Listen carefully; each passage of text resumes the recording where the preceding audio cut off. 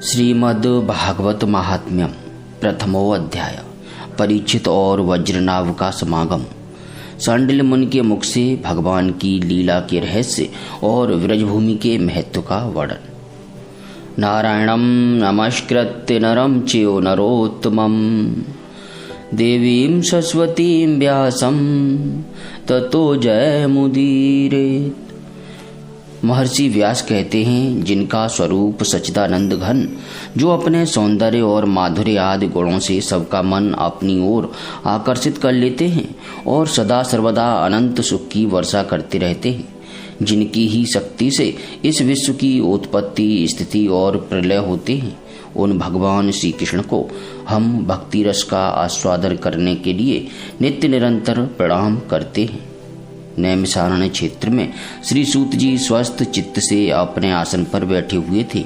उस समय भगवान की अमृतमयी लीला कथा के रसिक उसके रसास्वादन में अत्यंत कुशल शौनक आदि ऋषियों ने सूत जी को प्रणाम करके उनसे यह प्रश्न किया। ऋषियों ने पूछा, सूत जी, धर्मराज युधिष्ठिर जब श्री मथुरा मंडल में अनिरुद्ध नंदन वज्र का और हस्तिनापुर में अपने पौत्र परीक्षित का राज्याभिषेक करके हिमालय पर चले गए, तब राजा वज्र और परीक्षित ने कैसे कैसे कौन कौन सा कार्य किया? सूत जी ने कहा, भगवान नारायण, नरोत्तम नर, देवी सरस्वती और महर्षि व्यास को नमस्कार करके शुद्ध चित्त होकर भगवत तत्व को प्रकाशित करने वाले इतिहास पुराण रूप जय का उच्चारण करना चाहिए। शौनकादि ब्रह्म ऋषियों, जब धर्मराज युधिष्ठिर आदि पांडवगण स्वर्गारोहण के लिए हिमालय पर चले गए, तब सम्राट परीक्षित एक दिन मथुरा गए। उनकी इस यात्रा का उद्देश्य इतना ही था कि वहां चलकर वज्रनाभ से मिलजुल आए। जब वज्रनाभ को यह समाचार मालूम हुआ कि मेरे पिता तुल्य परीक्षित मुझसे मिलने के लिए आ रहे हैं, तब उनका हृदय प्रेम से भर गया। उन्होंने नगर से आगे बढ़कर उनकी अगवानी की, चरणों में प्रणाम किया और बड़े प्रेम से उन्हें अपने महल में ले आए। वीर परीक्षित भगवान श्री कृष्ण के परम प्रेमी भक्त थे। उनका मन नित्य निरंतर आनंद घन श्री कृष्ण चंद्र में ही रमता रहता था। उन्होंने भगवान श्री कृष्ण के प्रपौत्र वज्रनाभ का बड़े प्रेम से आलिंगन किया। इसके बाद अंतःपुर में जाकर भगवान श्री कृष्ण की रोहिणी आदि पत्नियों को नमस्कार किया। रोहिणी आदि श्री कृष्ण पत्नियों ने भी सम्राट परीक्षित का अत्यंत सम्मान किया। वे विश्राम करके जब आराम से बैठ गए, तब उन्होंने वज्रनाभ से यह बात कही। राजा परीक्षित ने कहा, हे तात, तुम्हारे पिता और पितामहों ने मेरे पिता पितामह को बड़े बड़े संकटों से बचाया है। मेरी रक्षा भी उन्होंने ही की है। प्रिय वज्रनाभ, यदि मैं उनके उपकारों का बदला चुकाना चाहूँ तो किसी प्रकार नहीं चुका सकता। इसलिए मैं तुमसे प्रार्थना करता हूँ कि तुम सुखपूर्वक अपने राजकाज में लगे रहो। तुम्हें अपने खजाने की, सेना की तथा शत्रुओं को दबाने आदि की तनिक भी चिंता न करनी चाहिए। तुम्हारे लिए कोई कर्तव्य है तो केवल एक ही, वह यह है कि तुम्हें अपनी इन माताओं को खूब प्रेम से भली भांति सेवा करते रहना चाहिए। यदि कभी तुम्हारे ऊपर कोई आपत्ति विपत्ति आए अथवा किसी कारणवश तुम्हारे हृदय में अधिक क्लेश का अनुभव हो, तो मुझसे बताकर निश्चिंत हो जाना। मैं तुम्हारी सारी चिंताएं दूर कर दूंगा। सम्राट परीक्षित की यह बात सुनकर वज्रनाभ को बड़ी प्रसन्नता हुई। उन्होंने राजा परीक्षित से कहा। वज्रनाभ ने कहा, महाराज, आप मुझसे जो कुछ कह रहे हैं वह सर्वथा आपके अनुरूप है। आपके पिता ने भी मुझे धनुर्वेद की शिक्षा देकर मेरा महान उपकार किया है। इसलिए मुझे किसी बात की तनिक भी चिंता नहीं है, क्योंकि उनकी कृपा से मैं क्षत्रियोचित शूरवीरता से भली भांति संपन्न हूँ। मुझे केवल एक बात की बहुत बड़ी चिंता है। आप उसके संबंध में कुछ विचार कीजिए। यद्यपि मैं मथुरा मंडल के राज्य पर अभिषिक्त हूँ, तथापि मैं यहाँ निर्जन वन में ही रहता हूँ। इस बात का मुझे कुछ भी पता नहीं है कि यहाँ की प्रजा कहाँ चली गई, क्योंकि राज्य का सुख तो तभी है जब प्रजा रहे। जब वज्रनाभ ने परीक्षित से यह बात कही, तब उन्होंने वज्रनाभ का संदेह मिटाने के लिए महर्षि शांडिल्य को बुलवाया। ये ही महर्षि शांडिल्य पहले नंद आदि गोपों के पुरोहित थे। परीक्षित का संदेश पाते ही महर्षि शांडिल्य अपनी कुटी छोड़कर वहां आ पहुंचे। वज्रनाभ ने विधि पूर्वक उनका स्वागत सत्कार किया और वे एक ऊंचे आसन पर विराजमान हुए। राजा परीक्षित ने वज्रनाभ की बात उन्हें कह सुनाई। इसके बाद महर्षि सांडिल्य बड़ी प्रसन्नता से उनको सांत्वना देते हुए कहने लगे। सांडिल्य जी ने कहा, प्रिय परिचित और वज्रनाभ, मैं तुम लोगों से व्रज भूमि का रहस्य बतलाता हूँ, तुम दत्तचित्त होकर सुनो। व्रज शब्द का अर्थ है व्याप्ति। इस वृद्ध वचन के अनुसार व्यापक होने के कारण ही इस भूमि का नाम व्रज पड़ा है। सत्व रज तम इन 3 गुणों से अतीत जो परब्रह्म है वही व्यापक है, इसलिए उसे व्रज कहते हैं। वह सदानंद स्वरूप परम ज्योतिर्मय और अविनाशी है। जीवन मुक्त पुरुष उसी में स्थित रहते हैं। इस परब्रह्म स्वरूप ब्रज धाम में नंद नंदन भगवान श्री कृष्ण का निवास है। उनका एक एक अंग सच्चिदानंद स्वरूप है। वे आत्माराम और आप्तकाम हैं। प्रेम रस में डूबे हुए रसिक जन ही उनका अनुभव करते हैं। भगवान श्री कृष्ण की आत्मा है राधिका। उनसे रमण करने के कारण ही रहस्य रस के मर्मज्ञ ज्ञानी पुरुष उन्हें आत्माराम कहते हैं। काम शब्द का अर्थ है कामना, अभिलाषा। व्रज में भगवान श्री कृष्ण के वांछित पदार्थ हैं गौएं, ग्वाल बाल, गोपियां और उनके साथ लीला विहार आदि। वे सब के सब यहाँ नित्य प्राप्त हैं।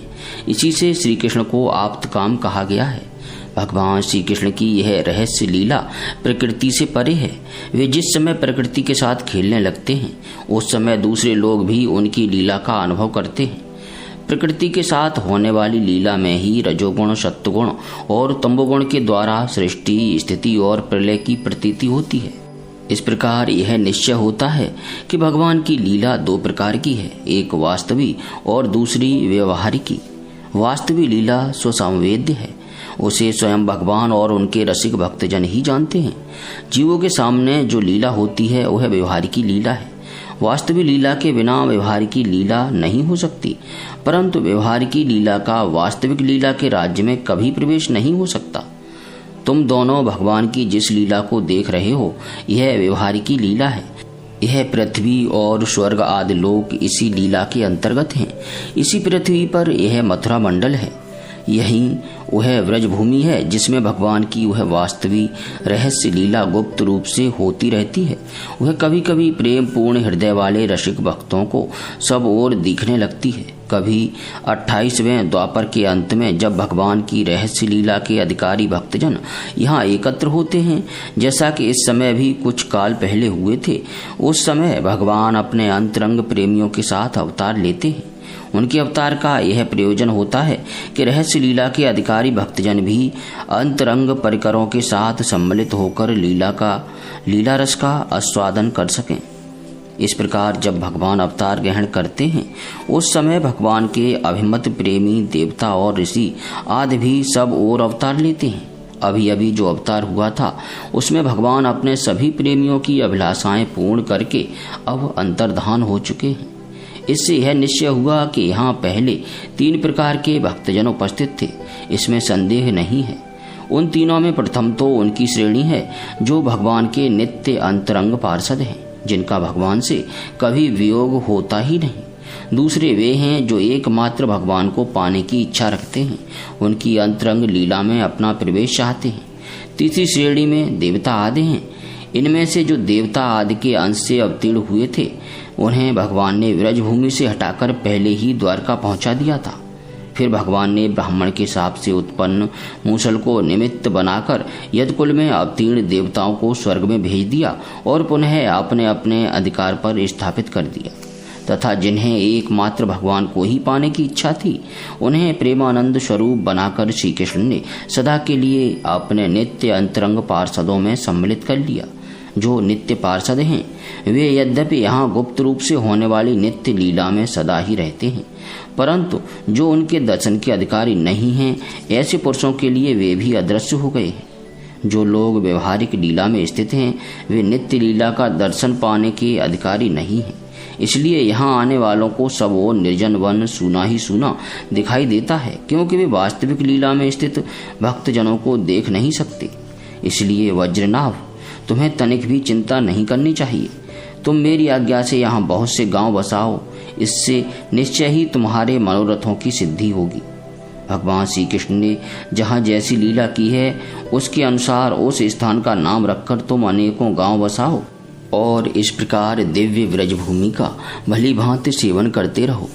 गोवर्धन, दीर्घपुर अर्थात डीग, मथुरा, महावन अर्थात गोकुल, नंदीग्राम अर्थात नंदगांव और बृहत्सानो अर्थात वर्षाना आदि में तुम्हें अपने लिए छावनी बनवानी चाहिए। उन्होंने स्थानों में रहकर भगवान की लीला के स्थल, नदी, पर्वत, घाटी, सरोवर और कुंड तथा कुंजवन आदि का सेवन करते रहना चाहिए। ऐसा करने से तुम्हारे राज्य में प्रजा बहुत ही संपन्न होगी और तुम भी अत्यंत प्रसन्न रहोगे। यह ब्रजभूमि सच्चिदानंदमयी है, अतः तुम्हें प्रयत्न पूर्वक इस भूमि का सेवन करना चाहिए। मैं आशीर्वाद देता हूँ, मेरी कृपा से भगवान की लीला के जितने भी स्थल हैं सबकी तुम्हें ठीक ठीक पहचान हो जाएगी।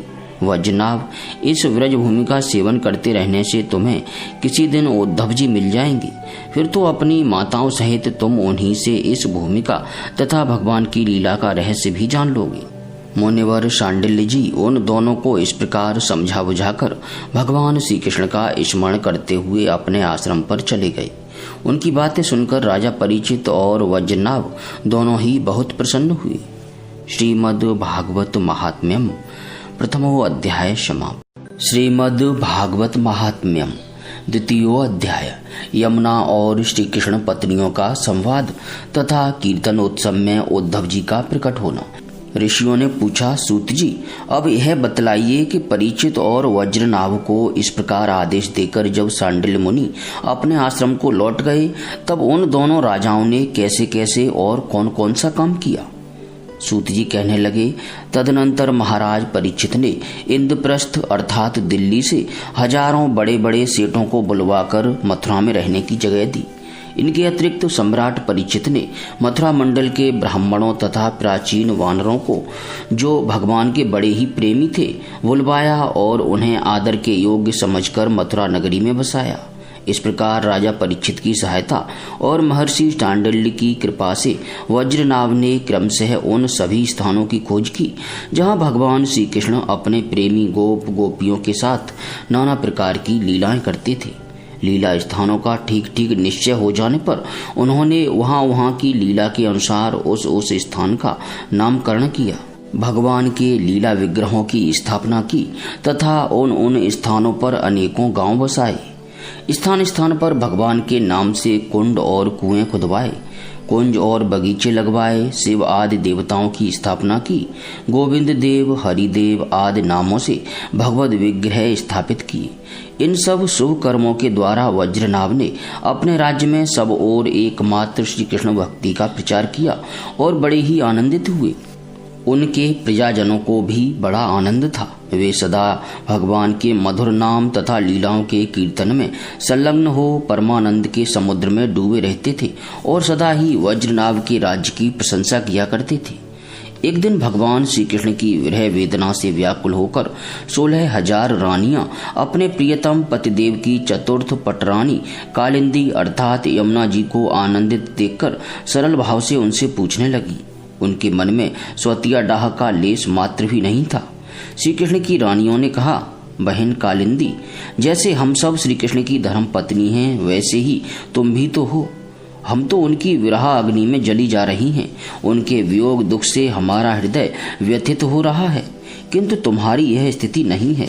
तुम प्रसन्न हो, इसका क्या कारण है? कल्याणी, कुछ बताओ तो सही। उनका प्रश्न सुनकर यमुना जी हंस पड़ी। साथ ही यह सोचकर कि मेरे प्रियतम की पत्नी होने के कारण ये भी मेरी ही बहनें हैं, पिघल गईं।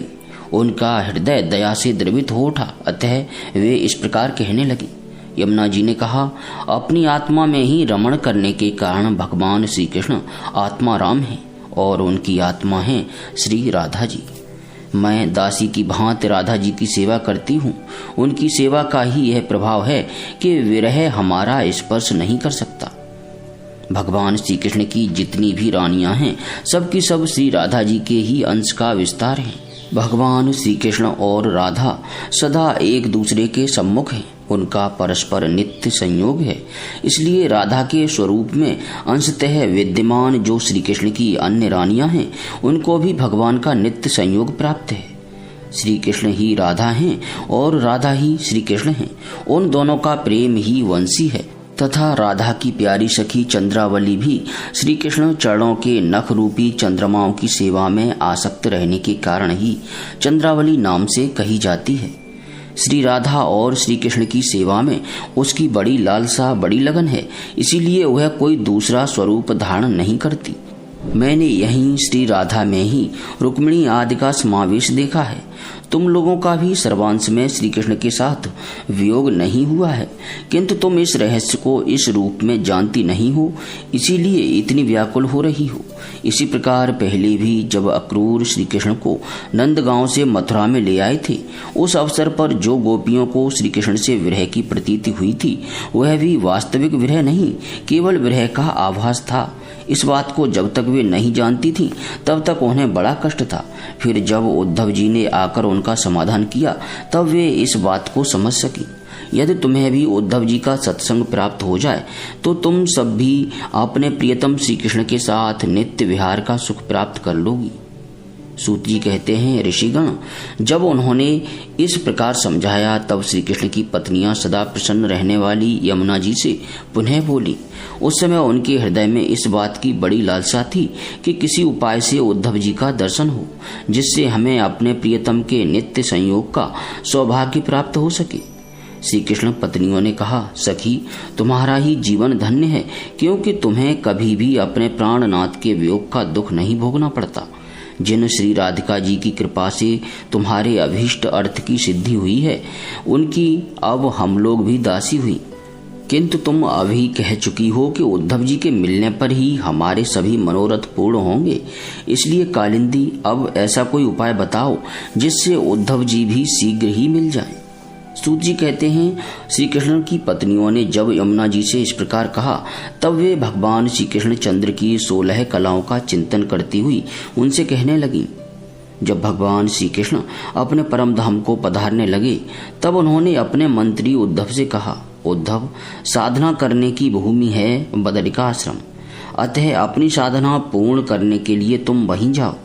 भगवान की इस आज्ञा के अनुसार उद्धव जी इस समय अपने साक्षात स्वरूप से बदरिका आश्रम में विराजमान हैं और वहां जाने वाले जिज्ञासु लोगों को भगवान के बताए हुए ज्ञान का उपदेश करते रहते हैं। साधन की फल रूपा भूमि है व्रज भूमि, इसे भी इसके रहस्यों सहित भगवान ने पहले ही उद्धव को दे दिया था, किंतु वह फल भूमि यहाँ से भगवान के अंतर्धान होने के साथ ही स्थूल दृष्टि से परे जा चुकी है, इसीलिए इस समय यहाँ उद्धव प्रत्यक्ष दिखाई नहीं पड़ते।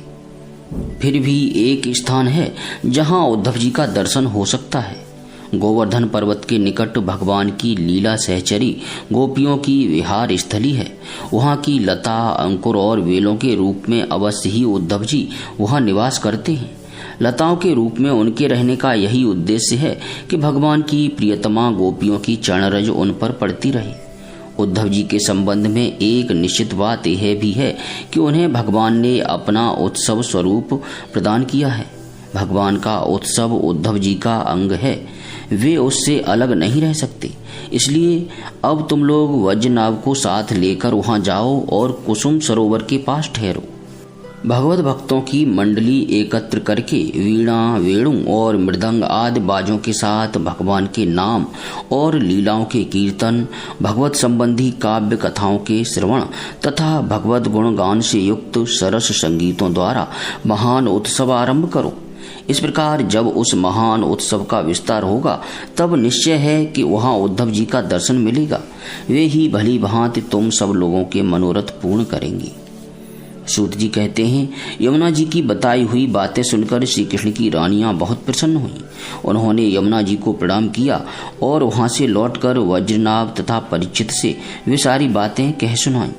सब बातें सुनकर परीक्षित को बड़ी प्रसन्नता हुई और उन्होंने वज्रनाभ तथा श्री कृष्ण पत्नियों को उसी समय साथ ले उस स्थान पर पहुंचकर तत्काल वह सब कार्य आरंभ करवा दिया जो कि यमुना जी ने बताया था।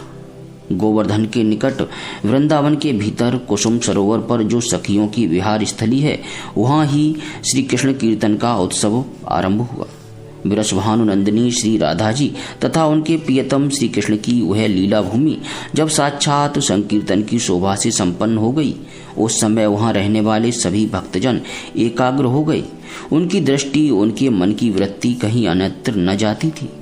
तदनंतर सबके देखते देखते वहां फैले हुए तृण, गुल्म और लताओं के समूह से प्रकट होकर श्री उद्धव जी सबके सामने आए। उनका शरीर श्याम वर्ण था, उस पर पीतांबर शोभा पा रहा था। वे गले में वनमाला और गुंजा की माला धारण किए हुए थे तथा मुख से बारंबार गोपी वल्लभ श्री कृष्ण की मधुर लीलाओं का गान कर रहे थे। उद्धव जी के आगमन से उस संकीर्तन उत्सव की शोभा कई गुना बढ़ गई। जैसे स्फटिक मणि की बनी हुई अट्टालिका की छत पर चांदनी छिटकने से उसकी शोभा बहुत बढ़ जाती है। उस समय सभी लोग आनंद के समुद्र में निमग्न हो अपना सब कुछ भूल गए, सुध बुध खो बैठे। थोड़ी देर बाद जब उनकी चेतना दिव्य लोक से नीचे आई, अर्थात जब उन्हें होश हुआ, तब उद्धव जी को भगवान श्री कृष्ण के स्वरूप में उपस्थित देख अपना मनोरथ पूर्ण हो जाने के कारण प्रसन्न हो वे उनकी पूजा करने लगे। श्रीमद् भागवत महात्म्यम तृतीय अध्याय समाप्त। श्रीमद् भागवत महात्म्यम तृतीयो अध्याय। श्रीमद् भागवत की परंपरा और उसका महात्म्य तथा भागवत श्रवण से श्रोताओं को भगवत धाम की प्राप्ति। इससे पूर्व के अध्याय में हमने यमुना और श्री कृष्ण पत्नियों का संवाद तथा कीर्तन उत्सव में उद्धव जी का प्रकट होना, इसके विषय में श्रवण किया। अब आगे। नारायणं नमस्कृत्य नरं चैव नरोत्तमं देवीं सरस्वतीं व्यासं ततो जयमुदीरयेत्। सूत जी कहते हैं, उद्धव जी ने वहां एकत्र हुए सब लोगों को श्री कृष्ण कीर्तन में लगा देखकर सभी का सत्कार किया और राजा परीक्षित को हृदय से लगाकर कहा। उद्धव जी ने कहा, राजन, तुम धन्य हो, एकमात्र श्री कृष्ण की भक्ति से ही पूर्ण हो, क्योंकि श्री कृष्ण संकीर्तन के महोत्सव में तुम्हारा हृदय इस प्रकार निमग्न हो रहा है। बड़े सौभाग्य की बात है कि श्री कृष्ण की पत्नियों के प्रति तुम्हारी भक्ति और वज्रनाभ पर तुम्हारा प्रेम है। तात, तुम जो कुछ कर रहे हो सब तुम्हारे अनुरूप ही है, क्यों न हो। श्री कृष्ण ने ही तुम्हें शरीर और वैभव प्रदान किया है, अतः तुम्हारा उनके प्रपौत्र पर प्रेम होना स्वाभाविक ही है। इसमें तनिक भी संदेह नहीं कि समस्त द्वारकावासियों में ये लोग सबसे बढ़कर धन्य हैं, जिन्हें ब्रज में निवास कराने के लिए भगवान श्री कृष्ण ने अर्जुन को आज्ञा की थी। श्री कृष्ण का मन रूपी चंद्रमा राधा के मुख की प्रभा रूप चांदनी से युक्त हो उनकी लीला भूमि वृंदावन को अपनी किरणों से सुशोभित करता हुआ यहाँ सदा प्रकाशमान रहता है। श्री कृष्ण चंद्र नित्य परिपूर्ण हैं। प्राकृत चंद्रमा की भांति उनमें वृद्धि और क्षय रूप विकार नहीं होते। उनकी जो 16 कलाएं हैं, उनसे सहस्त्रों चिन्मय किरणें निकलती रहती हैं। इससे उनके सहस्त्रों भेद हो जाते हैं। इन सभी कलाओं से युक्त नित्य परिपूर्ण श्री कृष्ण इस ब्रज भूमि में सदा ही विद्यमान रहते हैं। इस भूमि में और उनके स्वरूप में कुछ अंतर नहीं है। राजेंद्र परीक्षित, इस प्रकार विचार करने पर सभी ब्रजवासी भगवान के अंग में स्थित हैं। शरणागतों का भय दूर करने वाले जो ये वज्र हैं, इनका स्थान श्री कृष्ण के दाहिने चरण में है। इस अवतार में भगवान श्री कृष्ण ने इन सबको अपनी योग माया से अभिभूत कर लिया है। उसी के प्रभाव से ये अपने स्वरूप को भूल गए हैं और इसी कारण सदा दुखी रहते हैं। यह बात निसंदेह ऐसी ही है।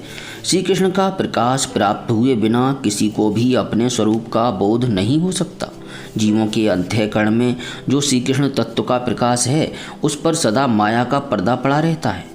28वें द्वापर के अंत में जब भगवान श्री कृष्ण स्वयं ही सामने प्रकट होकर अपनी माया का पर्दा उठा लेते हैं, उस समय जीवों को उनका प्रकाश प्राप्त होता है। किंतु अब वह समय तो बीत गया, इसलिए उनके प्रकाश की प्राप्ति के लिए अब दूसरा उपाय बतलाया जा रहा है। सुनो, 28वें द्वापर के अतिरिक्त समय में यदि कोई श्री कृष्ण तत्व का प्रकाश पाना चाहे तो उसे वह श्रीमद् भागवत से ही प्राप्त हो सकता है। भगवान के भक्त जहाँ जब कभी श्रीमद् भागवत शास्त्र का कीर्तन और श्रवण करते हैं, वहाँ उस समय भगवान श्री कृष्ण साक्षात रूप से विराजमान रहते हैं। जहाँ श्रीमद् भागवत के एक या आधे श्लोक का भी पाठ होता है, वहाँ भी श्री कृष्ण अपनी प्रियतमा गोपियों के साथ विद्यमान रहते हैं।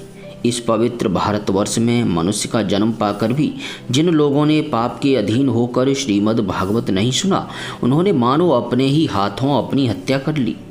जिन बड़भागियों ने प्रतिदिन श्रीमद् भागवत शास्त्र का सेवन किया है, उन्होंने अपने पिता, माता और पत्नी तीनों के ही कुल का भली भांति उद्धार कर दिया। श्रीमद् भागवत के स्वाध्याय और श्रवण से ब्राह्मणों को विद्या का प्रकाश अर्थात बोध प्राप्त होता है। क्षत्रिय लोग शत्रुओं पर विजय पाते हैं, वैश्यों को धन मिलता है और शूद्र स्वस्थ निरोग बने रहते हैं। स्त्रियों तथा अंत्यज आदि अन्य लोगों की भी इच्छा श्रीमद् भागवत से पूर्ण होती है। अतः कौन ऐसा भाग्यवान पुरुष है जो श्रीमद् भागवत का नित्य ही सेवन न करेगा। अनेकों जन्मों तक साधना करते करते जब मनुष्य पूर्ण सिद्ध हो जाता है, तब उसे श्रीमद् भागवत की प्राप्ति होती है। भागवत से भगवान का प्रकाश मिलता है, जिससे भगवत भक्ति उत्पन्न होती है। पूर्व काल में सांख्यायन की कृपा से श्रीमद् भागवत बृहस्पति जी को मिला और बृहस्पति जी ने मुझे दिया। इसी से मैं श्री कृष्ण का प्रियतम सखा हो सका हूँ। परीक्षित, बृहस्पति जी ने मुझे एक आख्यायिका भी सुनाई थी, उसे तुम सुनो। इस आख्यायिका से श्रीमद् भागवत श्रवण के संप्रदाय का क्रम भी जाना जा सकता है। बृहस्पति जी ने कहा था, अपनी माया से पुरुष रूप धारण करने वाले भगवान श्री कृष्ण ने जब सृष्टि के लिए संकल्प किया, तब उनके दिव्य विग्रह से 3 पुरुष प्रकट हुए। इनमें रजोगुण की प्रधानता से ब्रह्मा, सत्वगुण की प्रधानता से विष्णु और तमोगुण की प्रधानता से रुद्र प्रकट हुए। भगवान ने इन तीनों को क्रमशः जगत की उत्पत्ति, पालन और संहार करने का अधिकार प्रदान किया। तब भगवान के नाभि कमल से उत्पन्न हुए ब्रह्मा जी ने उनसे अपना मनोभाव एवं प्रकट किया। ब्रह्मा जी ने कहा, परमात्मन, आप नार अर्थात जल में शयन करने के कारण नारायण नाम से प्रसिद्ध हैं। सबके आदि कारण होने से आदि पुरुष हैं। आपको नमस्कार है। प्रभु, आपने मुझे सृष्टि कर्म में लगाया है, मगर मुझे भय है कि सृष्टि काल में अत्यंत पापात्मा रजोगुण आपकी स्मृति में कहीं बाधा न डालने लग जाएं। अतः कृपा करके ऐसी कोई बात बताएं जिससे आपकी याद बराबर बनी रहे।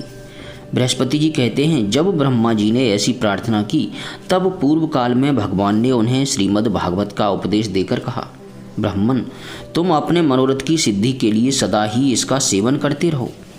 ब्रह्मा जी श्रीमद् भागवत का उपदेश पाकर बड़े प्रसन्न हुए और उन्होंने श्री कृष्ण की नित्य प्राप्ति के लिए तथा 7 आवरणों का भंग करने के लिए श्रीमद् भागवत का सप्ताह पारायण किया। सप्ताह यज्ञ की विधि से 7 दिनों तक श्रीमद् भागवत का सेवन करने से ब्रह्मा जी के सभी मनोरथ पूर्ण हो गए। इससे वे सदा भगवत स्मरण पूर्वक सृष्टि का विस्तार करते और बारंबार सप्ताह यज्ञ का अनुष्ठान करते रहते हैं। ब्रह्मा जी की ही भांति विष्णु ने भी अपने अभीष्ट अर्थ की सिद्धि के लिए उन परम पुरुष परमात्मा से प्रार्थना की, क्योंकि उन पुरुषोत्तम ने विष्णु को भी प्रजापालन रूप कर्म में नियुक्त किया था। विष्णु ने कहा, देव, मैं आपकी आज्ञा के अनुसार कर्म और ज्ञान के उद्देश्य से प्रवृत्ति और निवृत्ति के द्वारा यथोचित रूप से प्रजाओं का पालन करूँगा। कालक्रम से जब जब धर्म की हानि होगी, तब तब अनेकों अवतार धारण कर पुनः धर्म की स्थापना करूँगा। जो भोगों की इच्छा रखने वाले हैं, उन्हें अवश्य ही उनके किए हुए यज्ञ आदि कर्मों का फल अर्पण करूँगा, तथा जो संसार बंधन से मुक्त होना चाहते हैं, विरक्त हैं, उन्हें उनके इच्छा अनुसार 5 प्रकार की मुक्ति भी देता रहूँगा। परंतु जो लोग मोक्ष भी नहीं चाहते, उनका पालन मैं कैसे करूँगा? यह बात समझ में नहीं आती। इसके अतिरिक्त मैं अपनी तथा लक्ष्मी जी की भी रक्षा कैसे कर सकूँगा, इसका उपाय भी बताइए। विष्णु की यह प्रार्थना सुनकर आदि पुरुष श्री कृष्ण ने उन्हें भी श्रीमद् भागवत का उपदेश किया और कहा, तुम अपने मनोरथ की सिद्धि के लिए इस श्रीमद् भागवत शास्त्र का सदा पाठ किया करो। उस उपदेश से विष्णु भगवान का चित्त प्रसन्न हो गया और वे लक्ष्मी जी के साथ प्रत्येक मास में श्रीमद् भागवत का चिंतन करने लगे।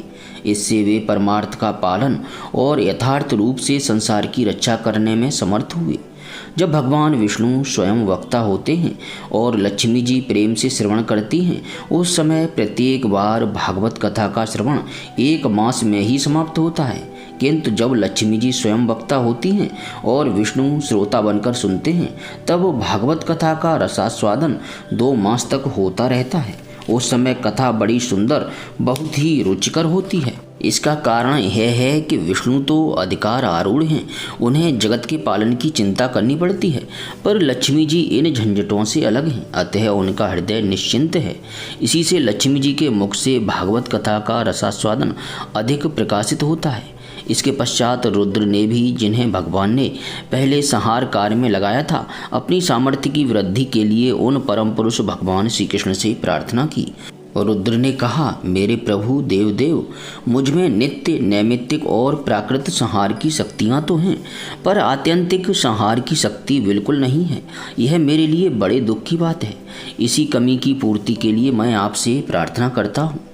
बृहस्पति जी कहते हैं, रुद्र की प्रार्थना सुनकर नारायण ने उन्हें भी श्रीमद् भागवत का ही उपदेश किया। सदाशिव रुद्र ने 1 वर्ष में 1 पारायण के क्रम से भागवत कथा का सेवन किया। इसके सेवन से उन्होंने तमोगुण पर विजय पाई और आत्यंतिक संहार अर्थात मोक्ष की शक्ति भी प्राप्त कर ली। उद्धव जी कहते हैं, श्रीमद् भागवत के महात्म्य के संबंध में यह आख्यायिका मैंने अपने गुरु श्री बृहस्पति जी से सुनी और उनसे भागवत का उपदेश प्राप्त कर उनके चरणों में प्रणाम करके मैं बहुत ही आनंदित हुआ। तत्पश्चात भगवान विष्णु की रीत स्वीकार करके मैंने भी 1 मास तक श्रीमद् भागवत कथा का भली भांति रसास्वादन किया। उतने से ही मैं भगवान श्री कृष्ण का प्रियतम सखा हो गया।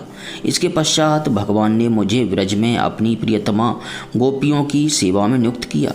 यद्यपि भगवान अपने लीला प्रकरों के साथ नित्य विहार करते रहते हैं, इसलिए गोपियों का श्री कृष्ण से कभी भी वियोग नहीं होता, तथापि जो भ्रम से विरह वेदना का अनुभव कर रही थीं, उन गोपियों के प्रति भगवान ने मेरे मुख से भागवत का संदेश कहलाया।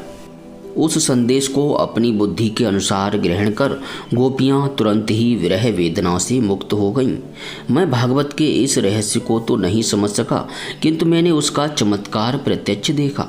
इसके बहुत समय के बाद जब ब्रह्मा आदि देवता आकर भगवान से अपने परम धाम में पधारने की प्रार्थना करके चले गए, उस समय पीपल के वृक्ष की जड़ के पास अपने सामने खड़े हुए मुझे भगवान ने श्रीमद् भागवत विषयक उस रहस्य का स्वयं ही उपदेश किया और मेरी बुद्धि में उसका दृढ़ निश्चय करा दिया।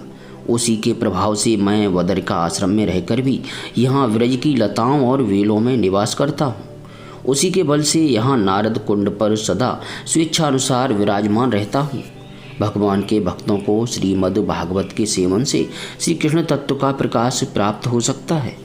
इस कारण यहाँ उपस्थित हुए इन सभी भक्तजनों के कार्य की सिद्धि के लिए मैं श्रीमद् भागवत का पाठ करूँगा, किंतु इस कार्य में तुम्हें ही सहायता करनी पड़ेगी।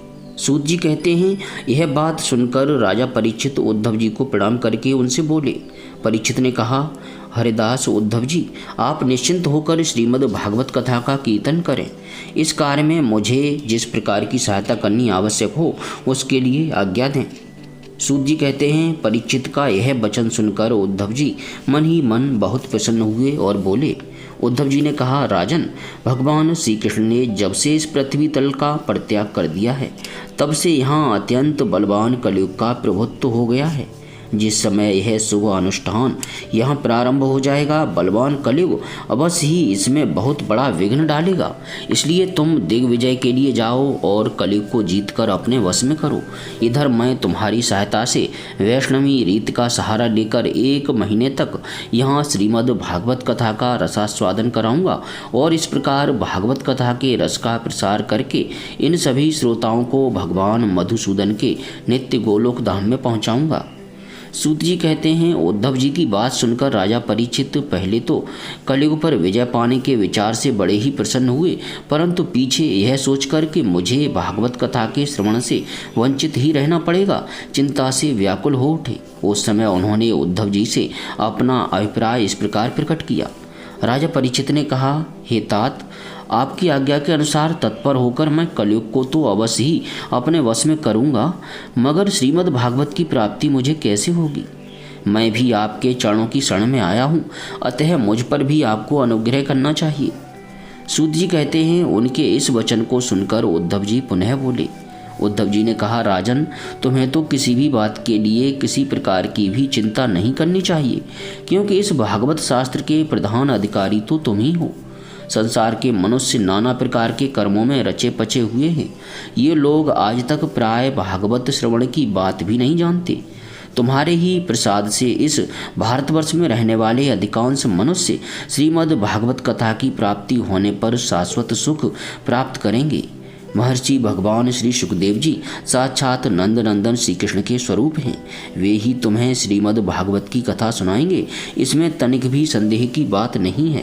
राजन, उस कथा के श्रवण से तुम ब्रजेश्वर श्री कृष्ण के नित्य धाम को प्राप्त करोगे। इसके पश्चात इस पृथ्वी पर श्रीमद् भागवत कथा का प्रचार होगा। अतः राजेंद्र परीक्षित, तुम जाओ और कलिप को जीतकर अपने वश में करो। सूत जी कहते हैं, उद्धव जी के इस प्रकार कहने पर राजा परीक्षित ने उनकी परिक्रमा करके उन्हें प्रणाम किया और दिग्विजय के लिए चले गए। इधर वज्र ने भी अपने पुत्र प्रतिबाहु को अपनी राजधानी मथुरा का राजा बना दिया और माताओं को साथ ले उसी स्थान पर जहां उद्धव जी प्रकट हुए थे जाकर श्रीमद् भागवत सुनने की इच्छा से रहने लगे। तदनंतर उद्धव जी ने वृंदावन में गोवर्धन पर्वत के निकट 1 महीने तक श्रीमद् भागवत कथा के रस की धारा बहाई। उस रस का आस्वादन करते समय प्रेमी श्रोताओं की दृष्टि में सब ओर भगवान की सच्चिदानंदमयी लीला प्रकाशित हो गई और सर्वत्र श्री कृष्ण चंद्र का साक्षात्कार होने लगा। उस समय सभी श्रोताओं ने अपने को भगवान के स्वरूप में स्थित देखा। वज्रनाभ ने श्री कृष्ण के दाहिने चरण कमल में अपने को स्थित देखा और श्री कृष्ण के विरह शोक से मुक्त होकर उस स्थान पर अत्यंत सुशोभित होने लगे। वज्रनाभ की वे रोहिणी आदि माताएं भी रास की रजनी में प्रकाशित होने वाले श्री कृष्ण रूपी चंद्रमा के विग्रह में अपने को कला और प्रभा के रूप में स्थित देख बहुत ही विस्मित हुई तथा अपने प्राण प्यारे की विरह वेदना से छुटकारा पाकर उनके परम धाम में प्रविष्ट हो गईं। इनके अतिरिक्त भी जो श्रोतागण वहाँ उपस्थित थे वे भी भगवान की नित्य अंतरंग लीला में सम्मिलित होकर इस स्थूल व्यवहारिक जगत से तत्काल अंतर्धान हो गए।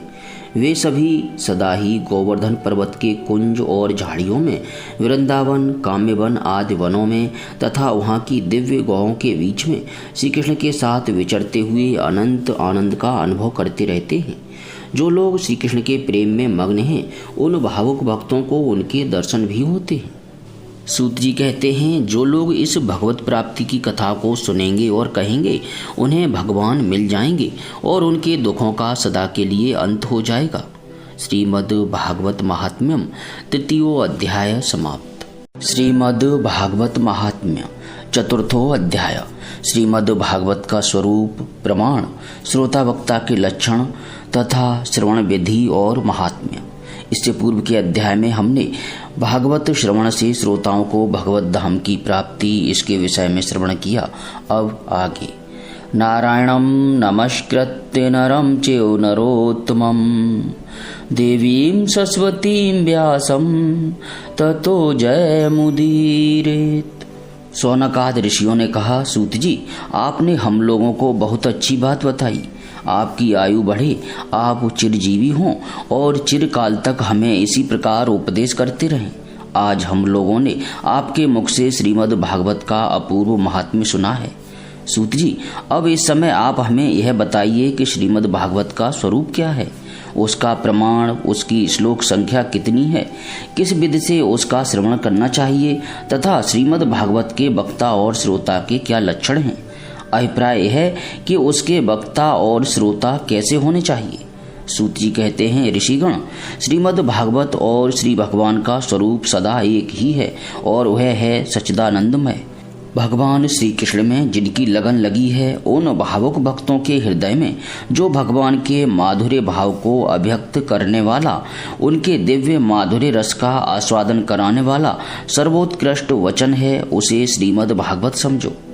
जो वाक्य ज्ञान, विज्ञान, भक्ति एवं इनके अंगभूत साधन चतुष्टय को प्रकाशित करने वाला है तथा जो माया का मर्दन करने में समर्थ है, उसे भी तुम श्रीमद् भागवत समझो।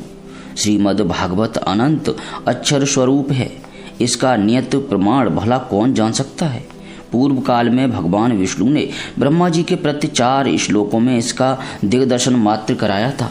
विप्रगण, इस भागवत की अपार गहराई में डुबकी लगाकर इसमें से अपनी अभीष्ट वस्तु को प्राप्त करने में केवल ब्रह्मा, विष्णु और शिव आदि ही समर्थ हैं, दूसरे नहीं। परंतु जिनकी बुद्धि आदि वृत्तियां परिमित हैं, ऐसे मनुष्यों का हित साधन करने के लिए श्री व्यास जी ने परीक्षित और सुखदेव जी के संवाद के रूप में जिसका गान किया है, उसी का नाम श्रीमद् भागवत है। उस ग्रंथ की श्लोक संख्या 18,000 है।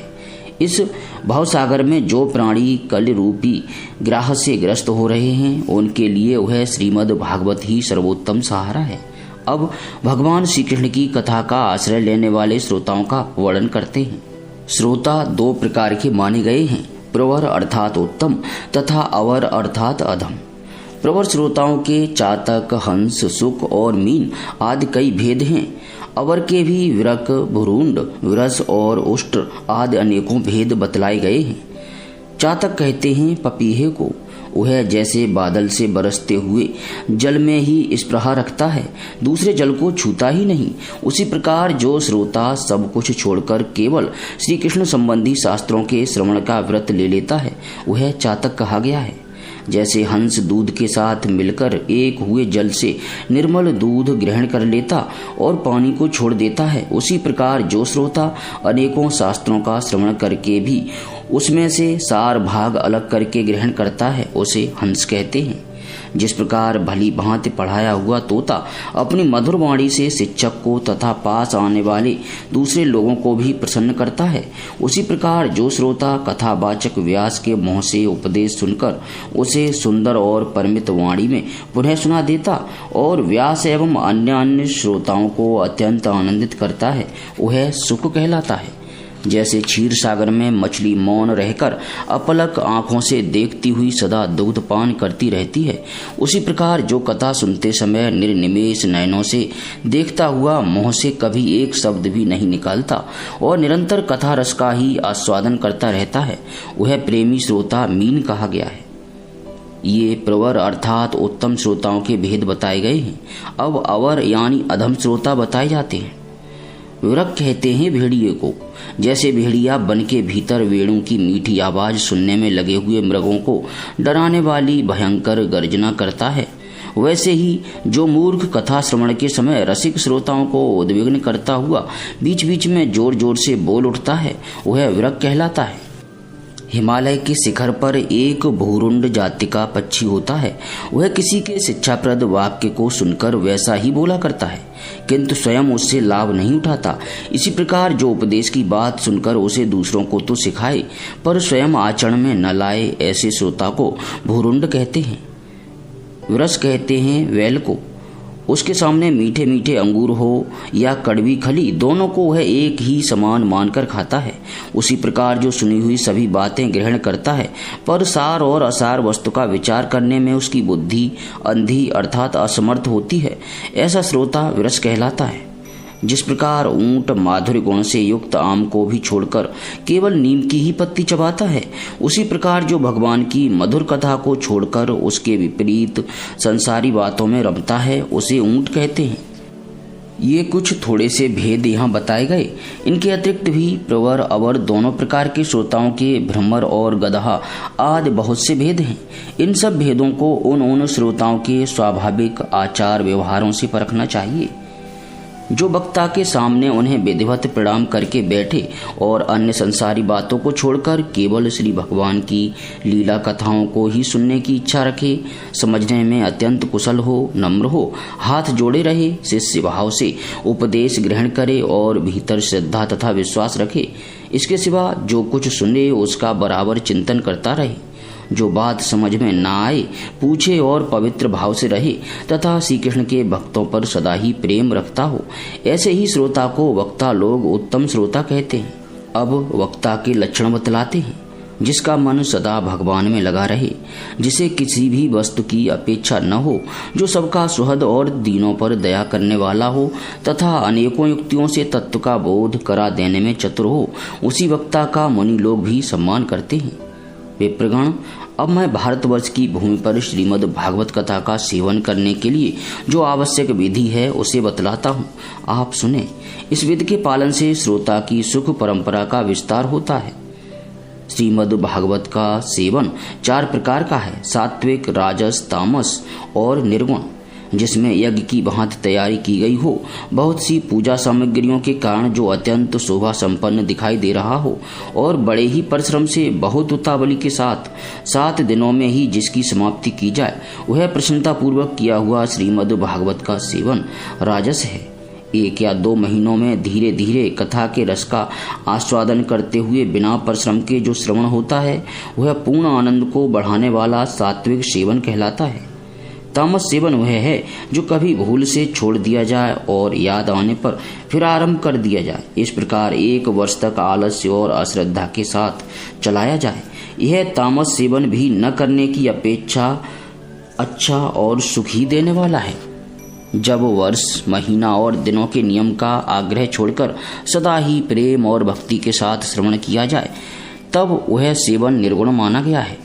राजा परीक्षित और सुखदेव के संवाद में भी जो भागवत का सेवन हुआ था, वह निर्गुण ही बताया गया है। उसमें जो 7 दिनों की बात आती है, वह राजा की आयु के बचे हुए दिनों की संख्या के अनुसार है, सप्ताह कथा का नियम करने के लिए नहीं। भारतवर्ष के अतिरिक्त अन्य स्थानों में भी त्रिगुण अर्थात सात्विक, राजस और तामस अथवा निर्गुण सेवन अपनी रुचि के अनुसार करना चाहिए। तात्पर्य है कि जिस किसी प्रकार भी हो सके श्रीमद् भागवत का सेवन, उसका श्रवण करना ही चाहिए। जो केवल श्री कृष्ण की लीलाओं के ही श्रवण, कीर्तन एवं रसास्वादन के लिए लालायित रहते और मोक्ष की भी इच्छा नहीं रखते, उनका तो श्रीमद् भागवत ही धन है।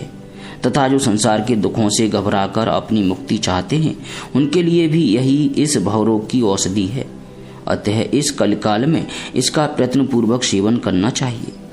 इनके अतिरिक्त जो लोग विषयों में ही रमण करने वाले हैं, सांसारिक सुखों की ही जिन्हें सदा चाह रहती है, उनके लिए भी अब इस कलयुग में सामर्थ्य, धन और विधि विधान का ज्ञान न होने के कारण कर्म मार्ग अर्थात यज्ञ आदि से मिलने वाली सिद्धि अत्यंत दुर्लभ हो गई है। ऐसी दशा में उन्हें भी सब प्रकार से अब इस भागवत कथा का ही सेवन करना चाहिए।